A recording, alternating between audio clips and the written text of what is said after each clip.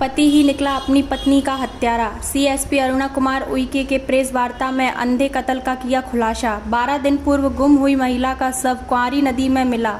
अपनी पत्नी को गुम होने की लिखाई थी झूठी रिपोर्ट। नदी घुमाने के कहकर पत्नी को ले गया नदी पर बाद में धक्का दिया। शव उतारने पर नदी के किनारे ही दफनाकर हो गया था बेफिक्र।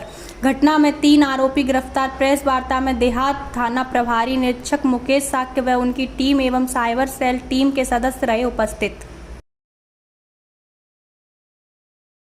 पूरा घटनाक्रम इस प्रकार का है कि 25 सितंबर की बात देवान सिंह फरियादी सिमराव का निवासी है, जो कि थाना देहात उपस्थित आकर बताया कि उसकी पत्नी कहीं बिन बताए घर से कहीं चली गई है और सब जगह तलाश करने के बाद भी नहीं मिल रही है।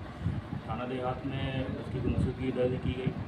उसकी जो पत्नी थी सोनी राजावत, उसकी तलाश के लिए पुलिस सब जगह छानबीन करने लगी।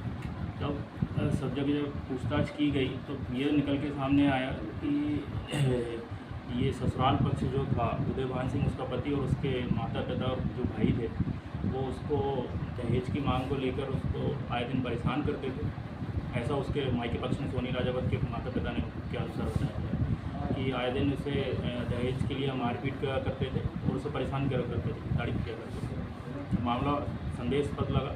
तब कड़ाई से पूछताछ की उदयभान सिंह से, तो फिर उसने बताया कि उसने 24 तारीख की रात में जब वो घर के बाहर सो रहा था, उसकी पत्नी कमरे में सो रही थी, तो उसे अंदर से ऐसी आवाज़ आई कि कोई व्यक्ति है जिससे वो बात कर रही है। जब उसने अंदर जाके देखा तो कोई मिला नहीं उसे। उसने अपनी पत्नी से पूछा कि कौन था, किससे बात कर रही थी। कोई जवाब उसने दिया नहीं उसकी पत्नी ने, सोनी राजावत ने।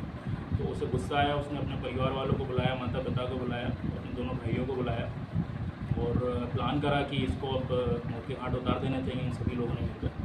उसी चीज़ को लेकर उदयभान ने अपनी पत्नी को ज़बरदस्ती क्वारी नदी के पुल पर लेके गया, कमई के क्वारी नदी पुल है, और वहाँ से ले जाकर वहाँ से धक्का दे दिया। ये 2, 4, 6 दिन तक ये पुलिस के साथ मिलकर उसकी गुमशुदगी का पुलिस को गुमराह करते रहा और बताते रहा कि गुम गई है। और ये क्या करता था कि डेली जाता था, उसकी डेड बॉडी को ढूंढता था नदी में, कहीं वो पुलिस के हाथ न लग जाए।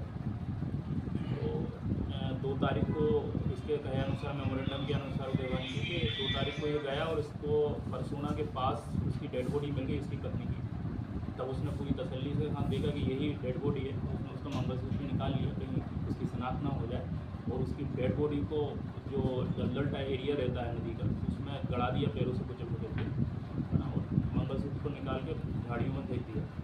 और फिर जब पुलिस ने पूछताछ की गई तो फिर उसने पूरी घटना कबूल कर ली और जाकर भी डेड बॉडी की जगह बताई कहाँ पर वो है और कहाँ उसने मंगलसूत्र पहनने का, वो सारी चीज़ बताई।